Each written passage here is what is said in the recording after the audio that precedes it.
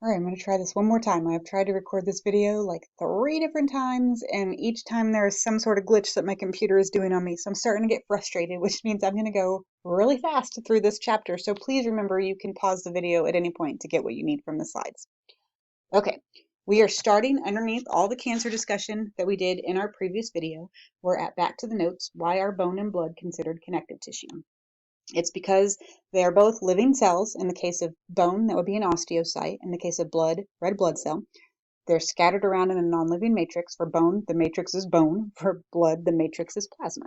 They also both come from mesenchyme, which is an embryonic tissue that makes all connective tissues and only connective tissue. Next.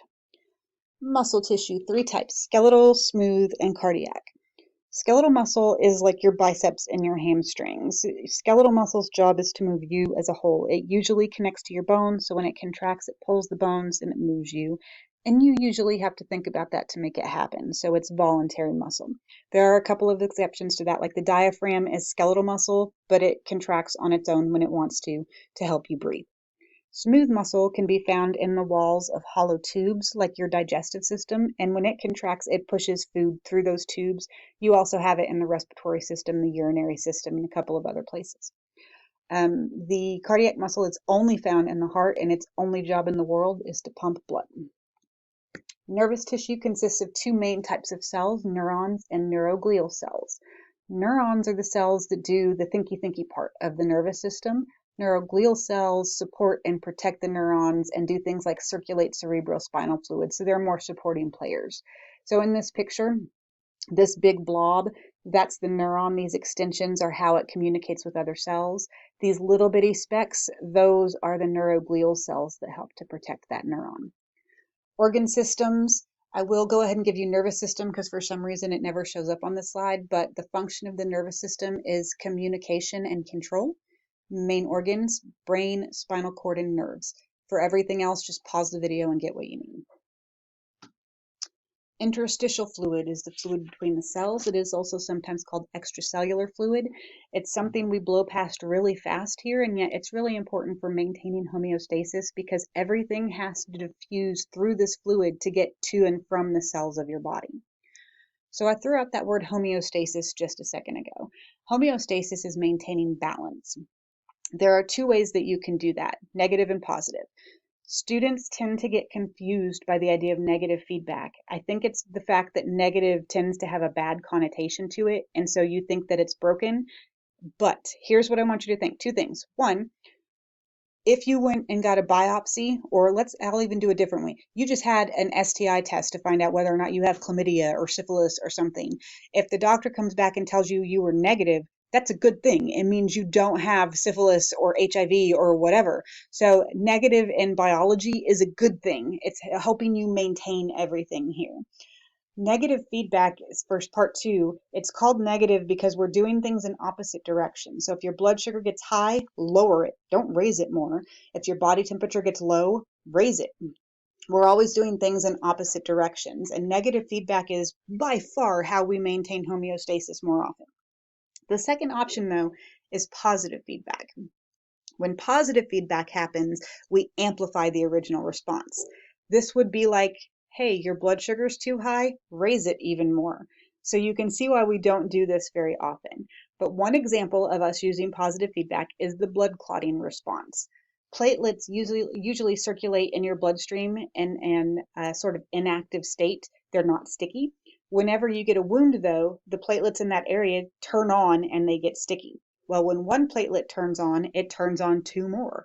And those 2 both activate 2 more. And so one platelet activates way more. So we're amplifying that original response. Now, to show you another reason why positive feedback is so bad, if you know any person who's over the age of 65, chances are pretty good that they're on some type of blood thinner. And it's because blood clotting tends to go haywire as you get older, and it's because it runs on positive feedback. So once it starts, it's really hard to stop. That's why people get strokes and heart attacks and pulmonary embolisms and deep vein thrombosis. There's a bunch of conditions that result, but its root cause is because blood clotting is a positive feedback response. Okay, so normally when we think of homeostasis, Your book tends to always draw it as sort of a teeter-totter or a seesaw, whichever one you were raised to call it. If we are in balance, we are parallel to the ground essentially, and life is all good. We want it to stay imbalanced and stay nice and happy. Now, I'll use blood sugar as an example here. If your blood sugar gets too high because you just ate 12 donuts, I would do it too, then what happens is we have these special cells called receptors. In this case, they're called chemoreceptors, but I'm just going to put receptor because I'm writing with a mouse and it's difficult right now. Well, the chemoreceptors monitor your blood sugar level, and then they tell the brain, which is the control center. The brain says, hey, that receptor just told me blood sugar is higher than it's supposed to be. I better fix that. And so the brain talks to an effector. Oh, I hate writing with a mouse. Okay. The effector in this case is going to be the pancreas. The pancreas is going to release insulin, and that's going to lower our blood sugar and get us back in balance where we were supposed to be. Now, more negative feedback, but in the opposite direction. Let's say you haven't eaten for 8 hours. Your blood sugar level is going to start to get lower. We still have receptors. It still talks to the brain. The brain still talks to an effector.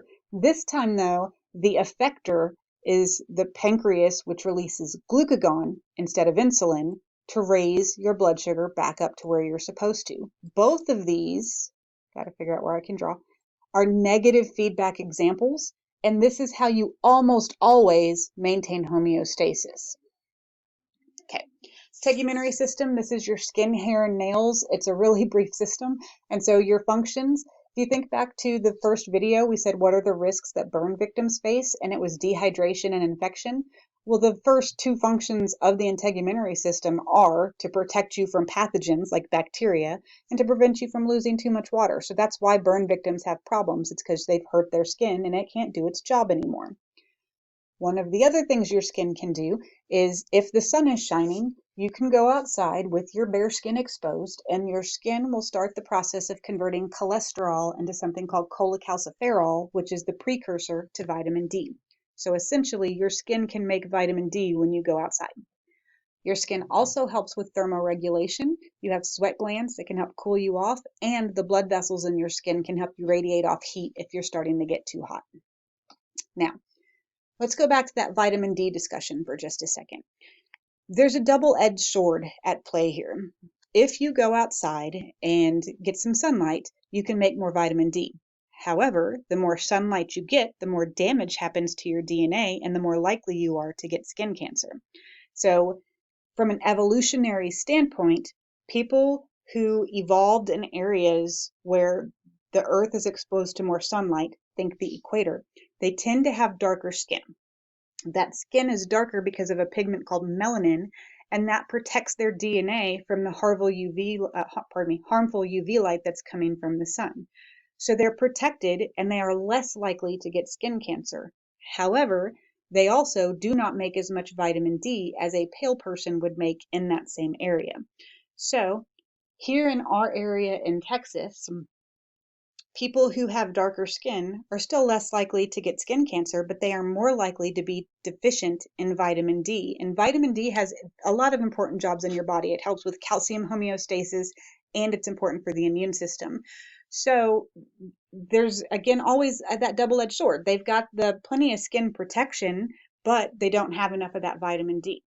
I, on the other hand, am a crazy pale person, so I got plenty of vitamin D in my system, but I have already had to have multiple skin cancers removed. And so you've got to try to balance how much sun you're getting. You got to get enough to make enough vitamin D, but not so much that you increase your risk of skin cancer. Now, what is skin cancer? It's cancer of the skin.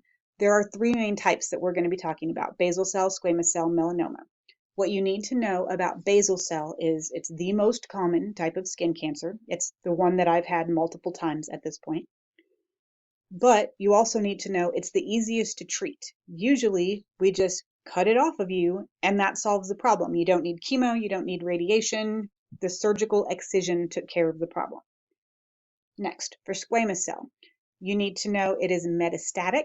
That means it has the ability to spread. So treatment is a little bit more invasive. In addition to surgical excision, we'll often have to do radiation with squamous cell carcinoma. Last, melanoma. It is the deadliest type of skin cancer, and that's because it is highly metastatic. In fact, most people are in this state of denial where they don't think it's a problem yet, and by the time they finally go to the doctor, it's already spread to other areas like the lungs or the brain, and so that's why it's one of the more fatal types of skin cancer. In fact, cancer, period. For treatment on melanoma, not only do we have to do something called wide surgical excision, which means we don't just cut out the affected area, we have to lose more tissue than that because the cancer could have spread. We often have to do immunotherapy as well. Not to mention we can need some other stuff in there on top of that. So skin cancer can often start out as just, hey, I had to have surgery on whatever body part it was to fix it, and now I'm going to have this scar, but it can also be fatal, and so it's not something you want to play around with. So let's talk about Kim here in this picture. Notice she was a regular tanning bed user. Marketing for tanning places used to say, and they might still, I haven't been in one in a very long time, but they used to say, we're safer than the sun, you won't get skin cancer from us, and that's flat out a bald-faced lie. If you are getting darker, it is because your skin is getting damaged and your risk of skin cancer increases with that. So tanning beds will still give you cancer. And in fact, notice she got cancer in her early 20s. So she beat me by a good number of years. So please don't use tanning beds. They are not safe to use. The next picture is very disturbing. This person had squamous cell carcinoma. When you do cancer to remove either basal cell or squamous cell on the head area, they do a procedure that's called the Mohs procedure. During the Mohs procedure, they cut out an area, and then they make a microscope slide of what they cut out, and they look to see, did I get all the cancer, or does the edge still have cancer on it? So basically, they start with just, we're going to cut out this area. And then they look, did I get it all? No. So they cut out more. Did I get it all? No. They cut out more. They had to cut out all of this tissue on this person because they kept finding cancer around those edges. This is why it is so important that you go in the second you think there's something wrong, because cancer does have that ability to spread and get to other places. Now I want to dive deeper into what are some things you can do to reduce your risk of developing skin cancer.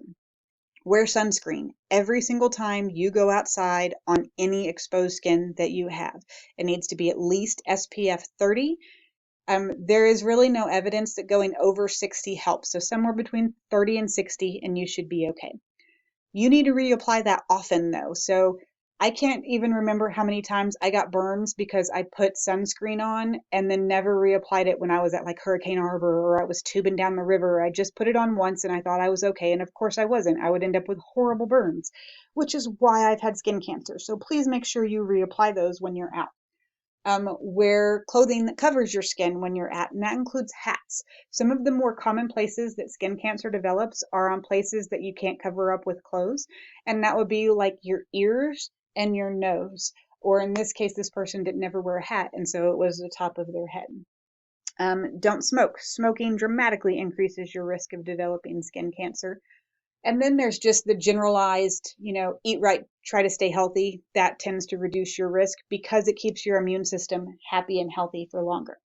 So that concludes this chapter. From there, make sure you do the assignment in Blackboard or Schoology for whichever class